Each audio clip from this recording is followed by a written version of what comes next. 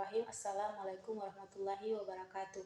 Perkenalkan, nama saya Dina Wahyuni dengan NIM 221222079. Baiklah, di sini saya akan menyelesaikan tugas final mata kuliah hadis tarbawi. Adapun yang pertama yaitu tentang membahas materi pendidikan. Di sini saya memilih materi tentang ibadah. Adapun bunyi hadis tersebut, An Abi Abdul Rahman Abdullahi bin Umar bin Al-Khattab radhiyallahu anhuma qala sami'tu Rasulillahi sallallahu alaihi wasallam ma yaqul buniyal Islam wala khamsin sahadata la ilaha illallah wa anna Muhammadan wa rasulullah wa iqami sholata wa ita'i zakah wa nazil baitullah wa shaumi ramadan rawahi Bukhari wa Muslim.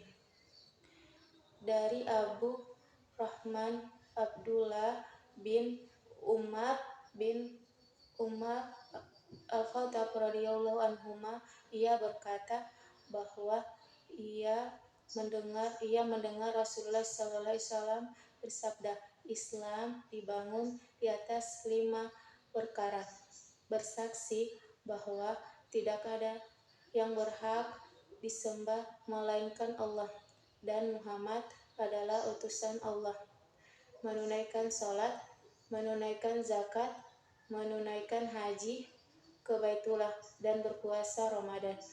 Hadis riwayat Bukhari dan Muslim.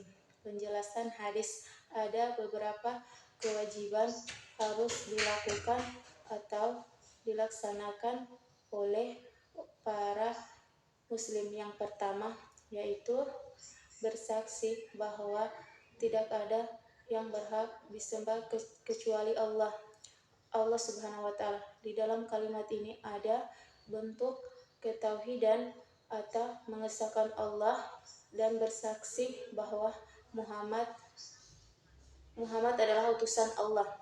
Kemudian menunaikan sholat atau mendirikan sholat, kemudian menunaikan zakat atau membayar zakat, kemudian menunaikan haji bagi orang yang mampu, kemudian berpuasa pada bulan suci Ramadan. Inilah kewajiban bagi setiap muslim yang harus dilaksanakan bagi umat Islam.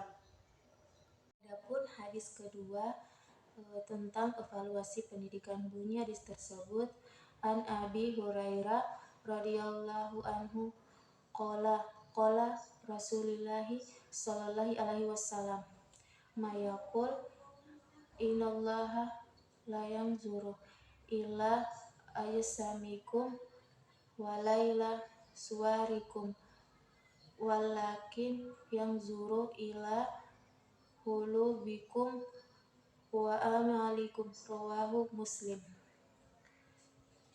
Dari Abu Hurairah radhiyallahu anhu, beliau berkata, Rasulullah bersabda, sesungguhnya Allah tidak memandang dan menilai dari tubuh dan gambarmu, akan tetapi Allah memandang dan menilai dari hati, amal dan ibadahmu. Hadis riwayat Muslim. Penjelasan hadis: kita dapat menyimpulkan adanya penilaian evaluasi yang dilakukan oleh Allah Subhanahu wa ta'ala kepada hambanya. Evaluasi ini adalah untuk penilaian suatu pekerjaan. Dengan adanya evaluasi dapat mengontrol, mengukur pekerjaan tersebut. Dengan adanya hasil evaluasi ini, maka hasilnya akan ditingkatkan kembali dan hasil kurang baik akan diperbaiki. Ketiga yaitu materi hadis tentang etika guru terhadap siswa. Bunyi hadis tersebut, An Umar bin Al-Khattab radhiyallahu anhu qala sami'tu Rasulillahi sallallahu alaihi wasallam ma yaqulu innamal a'malu binniyat wa innamal mali ma yaqulu bi imana wa man kanat hijratuhu ilallahi wa rasulih fa hijratuhu ilallahi wa rasulih. Wa man kanat hijratuhu lidunya yusibuha wa mimra'atuhin yankihuha fahijratuka ma zaruhu ilahi Bukhari wa Muslim. Umar bin Khattab radhiyallahu anhu berkata, aku mendengar Rasulullah Shallallahu alaihi wasallam bersabda, setiap amal perbuatan harus disertai dengan niat. Balasan bagi setiap amal manusia sesuai apa yang diniatkan. Barang siapa yang berhijrah untuk mengharapkan dunia atau seorang perempuan untuk dinikahi, maka hijrahnya sesuai dengan apa yang diniatkan. Hadis riwayat Al-Bukhari dan Muslim. Penjelasan hadis. Hadis ini mengajarkan kita untuk segala amal perbuatan. Amal itu tergantung dari niat dan balasan amal perbuatan kita itu sesuai apa yang kita niatkan. Jadi, apabila kita menjadi seorang pendidik, hendaknya kita berniat ikhlas saat memberikan ilmu agar kita mendapatkan pahala atau ridho dari Allah Subhanahu wa taala. Itulah salah satu etika guru terhadap siswa. Yang keempat, hadis etika siswa terhadap guru. Hadis tersebut laisa minal yuwakir kabirona walam yarahman zahiran. Tidak termaksud golongan kami yang tidak memuliakan orang yang lebih tua dan tidak menyayangi orang yang lebih muda. Hadis riwayat Ahmad dan At-Tirmizi. Penjelasan hadis. Kita harus menghormati orang lebih tua dari kita dan menyayangi orang yang lebih muda dari kita. Salah satu etika dari siswa terhadap guru yaitu menghormati dan menghargai gurunya. Jadi itulah pelajaran yang kita petik dari hadis etika siswa terhadap seorang guru. Yang kelima, hadis terkait tentang pendidikan diri sendiri. Dari Husain bin Ali meriwayatkan bahwa Rasulullah Shallallahu alaihi wasallam bersabda, bunyi hadis tersebut, tolibul ilmi faridotun wala kulli muslim. Menuntut ilmu pengetahuan wajib bagi setiap muslim. Hadis riwayat Bukhari. Penjelasan hadis.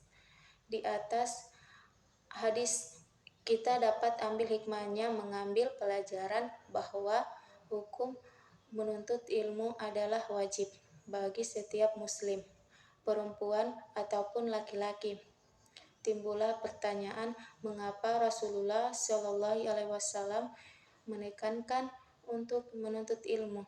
Karena dengan adanya ilmu maka kita akan memahami agama Islam. Karena agama Islam ini adalah agama bagi orang-orang yang berakal dan bernalar.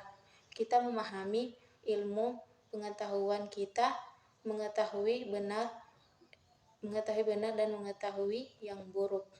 Keenam, hadis tentang pendidikan keluarga. Bunyi hadis tersebut, kullukum ra'in wa kullukum mas'ulun an ra'iyatihi wal amiroin wa rujuli ra'in ala ahli batihin wal maratuhu ra'in ala baitu rojiha wala biha rawahu Bukhari.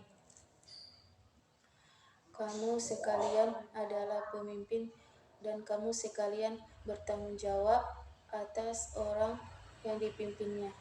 Seorang amir atau khalifah adalah pemimpin, seorang suami pun atas keluarganya, dan istri juga pemimpin bagi rumah tangga suaminya dan anak-anaknya. Hadis riwayat Bukhari. Penjelasan hadis.